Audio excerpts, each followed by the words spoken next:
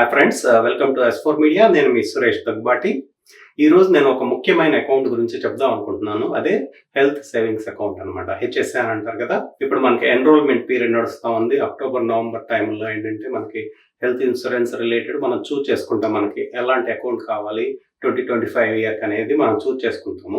అందులో health savings account చూస్ చేసుకోవటం వల్ల మనకు వచ్చే అడ్వాంటేజెస్ ఏంటి, ఎందుకు చూస్ చేసుకోవాలి, ఇక్కడ మనము రిటైర్మెంట్ బూస్ట్ చేసుకోవడం కోసం లేకపోతే రిటైర్మెంట్ ఎలా సర్వైవ్ అవ్వాలి అనే విషయాలు మనం మాట్లాడుకుంటున్నాం. కాబట్టి ఈ హెచ్ఎస్ఏ అకౌంట్ ఎలాంటి మనకి అడ్వాంటేజ్ ఇస్తుంది అనే విషయాలు నేను మీకు చెప్తాను.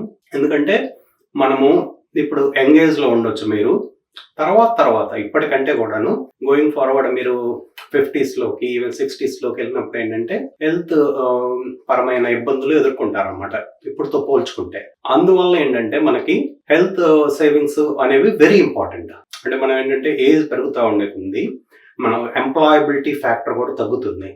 అంటే ఏంటంటే మనకి జాబ్ కొన్నిసార్లు కష్టమైనప్పుడు కూడా మనం స్టిల్ ఇక్కడ అమెరికాలో ఉన్నప్పుడు హెల్త్ ఎక్స్పెన్సెస్ అనేవి చాలా ఎక్కువ. కాబట్టి దాని గురించి ఇప్పటి నుంచి మనం ప్లాన్ చేసుకోవాల్సిన అవసరం చాలా ఉంది.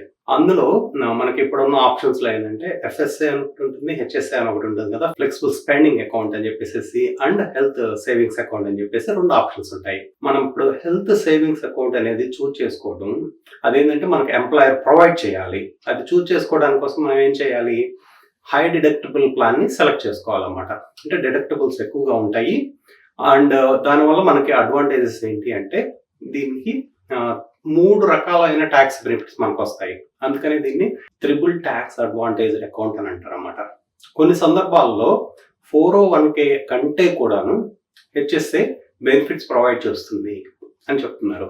ఎందుకంటే 401k ఏంటంటే మనకి అడ్వాంటేజెస్ ట్యాక్స్ పరంగా చూసుకుంటే ఇచ్చేదానికంటే హెచ్ఎస్ఏ ఇచ్చే ట్యాక్స్ అడ్వాంటేజెస్ చాలా ఎక్కువ ఉంటాయి. ఇంతకుముందు మనం వీడియోలో చెప్పుకున్నాం కదా, ట్యాక్స్ మనం ఎంతవరకు తగ్గించుకుంటే మనం రిటైర్మెంట్ లో చాలా బెటర్ గా ఉంటాం అనుకున్నాం. అంటే ఇప్పుడు health savings account triple tax advantage, even on top of that ఇంకేంటంటే మనకి ట్రిపుల్ ట్యాక్స్ అడ్వాంటేజ్ కాకుండా మనకి social security related even medicare related ట్యాక్స్లు కూడా ఉండవు అనమాట. అంటే ట్రిపుల్ ట్యాక్స్ అడ్వాంటేజ్ ఎలా వస్తుంది అంటే ఫస్ట్ థింగ్ ఏంటంటే ఇందులో మనము చూస్ చేసుకున్న అమౌంట్ ఇయర్లీ కంట్రిబ్యూషన్ లిమిట్స్ ఉంటాయి కదా, దాని ప్రకారం మనం చూస్ చేసుకున్న అమౌంట్ మీద ట్యాక్స్ ఉండదు ఫస్ట్ థింగ్. తర్వాత ఏంటంటే అది గ్రో అవుతూ ఉంటుంది. మనము ఈ అమౌంట్ ని ఇన్వెస్ట్ చేయొచ్చు, అది గ్రో అవుతూ ఉంటుంది అనుకోండి, దాని మీద కూడా మనకి ట్యాక్స్ ఉండదు. అండ్ మనం ఎప్పుడైతే ఇవి మన మెడికల్ ఎక్స్పెన్సెస్ కోసం ఉపయోగించుకున్నామో స్పెండ్ చేసామో దాని మీద కూడా ట్యాక్స్ ఉండదు అనమాట. అందువల్ల దీన్ని ట్రిపుల్ ట్యాక్స్ అడ్వాంటేజ్ అని అంటున్నారు. ఇంతకుముందు నేను చెప్పినట్లు ఇవే కాకుండా మనకు సోషల్ సెక్యూరిటీ ట్యాక్స్ ఉండదు దీని మీద అండ్ మెడికేర్ ట్యాక్స్ ఉండదు అనమాట. అందువల్ల ఓన్లీ ట్రిపుల్ ట్యాక్సే కాకుండా ఇంకా అదర్ బెనిఫిట్స్ ఉన్నాయి. మనం ఇప్పుడు హెచ్ఎస్ఐకి కంట్రిబ్యూషన్స్ గురించి మాట్లాడుకుందాము. మనము ఇయర్ 2024లో మీరు సింగిల్ ఫైలర్ అయినట్లయితే కనుక 4150 వరకు ఇయర్ మొత్తం మీద కంట్రిబ్యూట్ చేసి ఉండొచ్చు.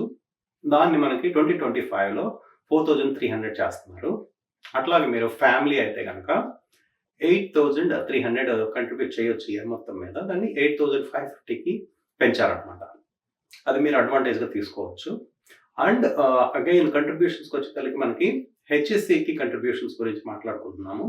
అట్లాగే ఎఫ్ఎస్ఏ ఫ్లెక్సిబుల్ స్పెండింగ్ అకౌంట్ కూడాను కంట్రిబ్యూట్ చేయొచ్చు. అంటే మీరు హెచ్ఎస్ఏకి మనం చేస్తున్నాం కదా, ఎఫ్ఎస్ఏకి మనం చేయలేదు అనుకోవద్దు. అంటే మీరు ఏంటంటే మీరు తీసుకునే ఇన్సూరెన్స్ ప్లాన్ హై డిడక్టబుల్ తీసుకుంటారు, హెచ్ఎస్ఏ ఆప్షన్ సెలెక్ట్ చేసుకుంటారు. కానీ మీరు హెచ్ఎస్ఏ అమౌంట్తో పాటు ఎఫ్ఎస్ఏలో కూడా అప్ టు 3300 వరకు పెట్టవచ్చు నెక్స్ట్ ఇయర్. అంటే ఒక 200 ఇంక్రీజ్ చేశారు ఈ ఇయర్ నుంచి పోల్చుకుంటే. అంటే ఆ ఫ్లెక్సిబుల్ స్పెండింగ్ అకౌంట్ అనేది ఇనీషియల్గా మీకు విజన్ అండ్ డెంటల్ ఎక్స్పెన్సెస్కి వాడుకోవచ్చు. అంటే డిడక్టబుల్స్ మీట్ అయ్యే వరకు.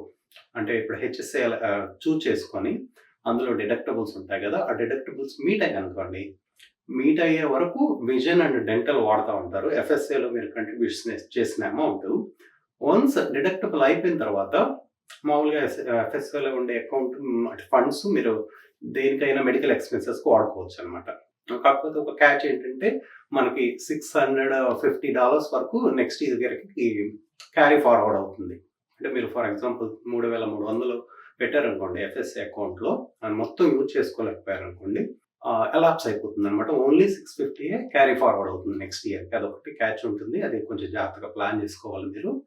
అదర్వైజ్ హెచ్ఎస్ఏకి కంట్రిబ్యూట్ చేసినా కానీ మీరు ఎఫ్ఎస్ఏకి పెట్టుకొని, అంటే మీకు ఏంటంటే కంపెనీ ప్రొవైడ్ చేస్తుంది, ఒక కార్డ్ ప్రొవైడ్ చేస్తుంది కదా, డెబిట్ కార్డు. మీరు మెడికల్ ఎక్స్పెన్సెస్కి స్పెండ్ చేయడం కోసం యూజువల్లీ ఏంటంటే మనం ఆ కార్డ్ని మెడికల్ ఎక్స్పెన్సెస్ కోసం వాడుతూ ఉంటాము.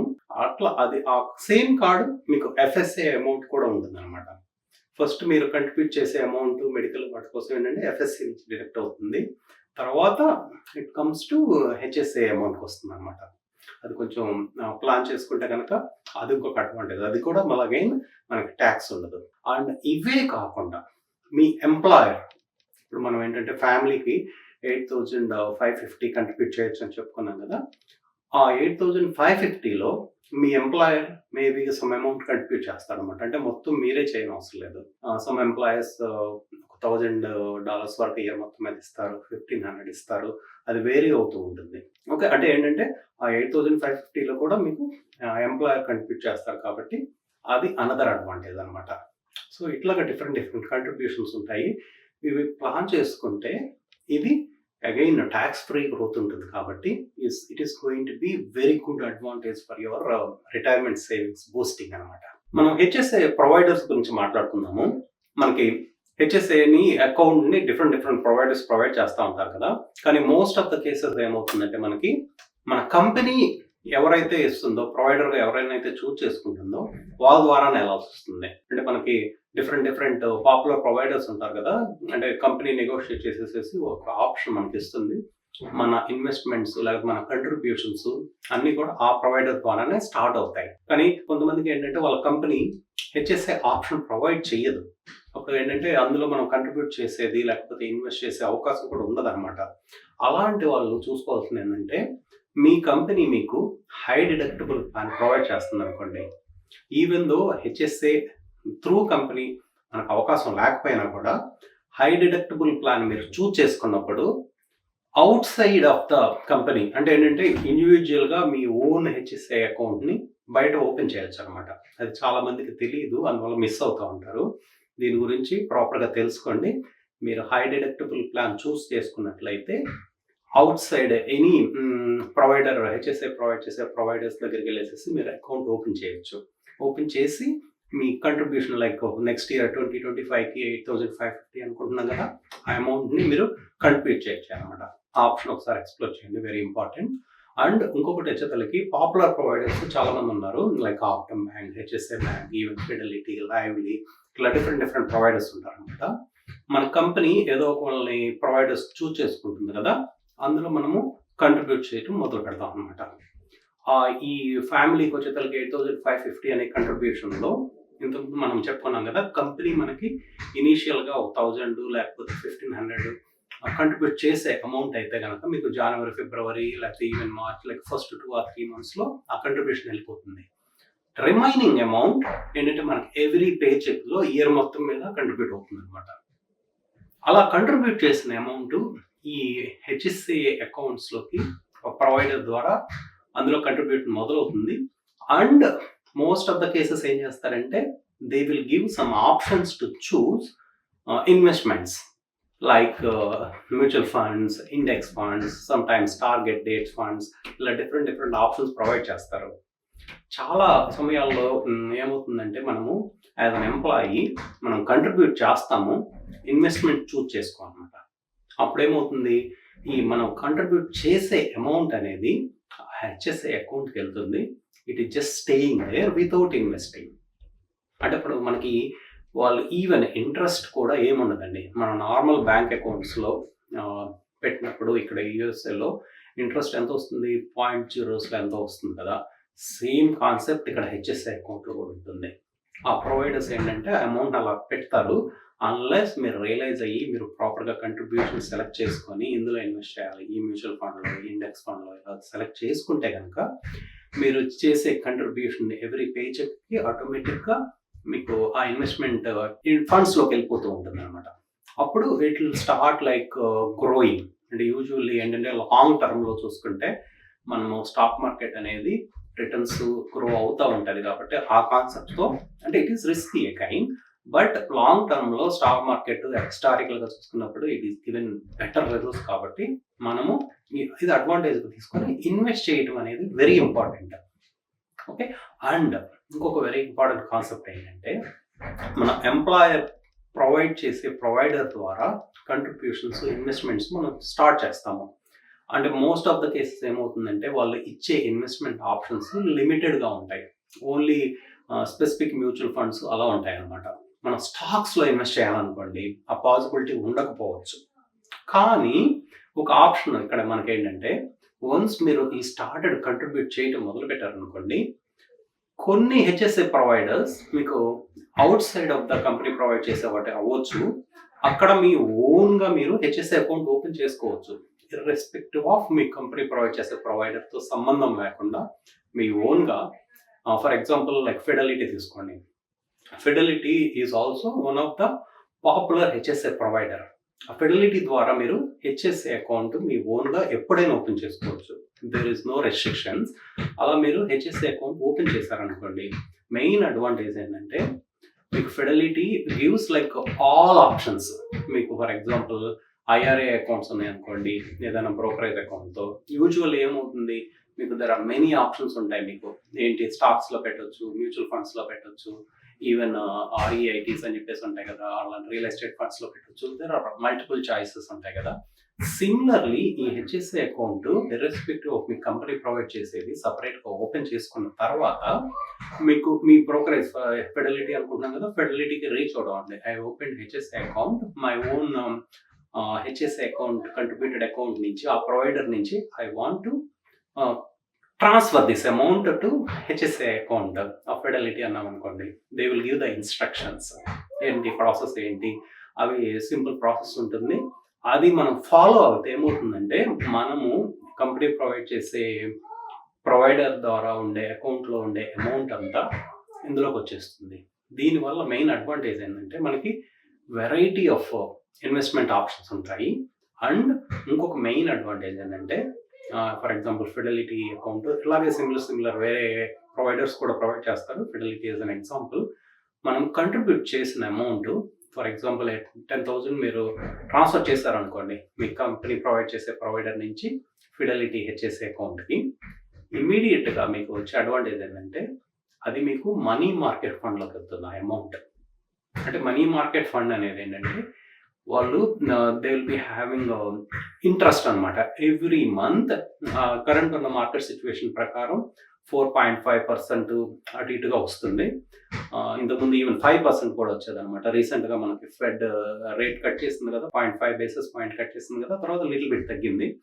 అంత అమౌంట్ మీకు ఎవ్రీ మంత్ అంటే మీరు ఈవెన్ ఇన్వెస్ట్ చేయని అవసరం లేదు. ఇప్పుడు ఆటోమేటిక్గా మీకు మనీ మార్కెట్ ఫండ్లోకి వెళ్తుంది కాబట్టి ఇంతకుముందు మనం చెప్పుకున్నాం కదా, కొన్ని ప్రొవైడర్స్ ఏంటంటే they won't give any interest.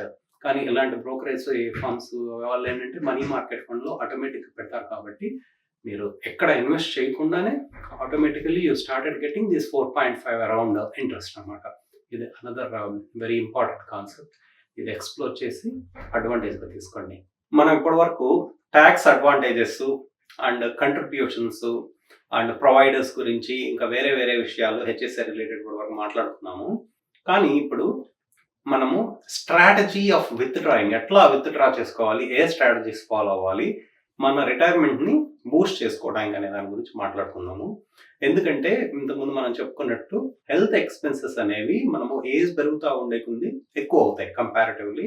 And మనం తర్వాత జాబ్ చేసినా చేయకపోయినా మనకేంటంటే కంపెనీ ప్రొవైడ్ చేసే హెల్త్ ఇన్సూరెన్స్ ఉండకపోవచ్చు.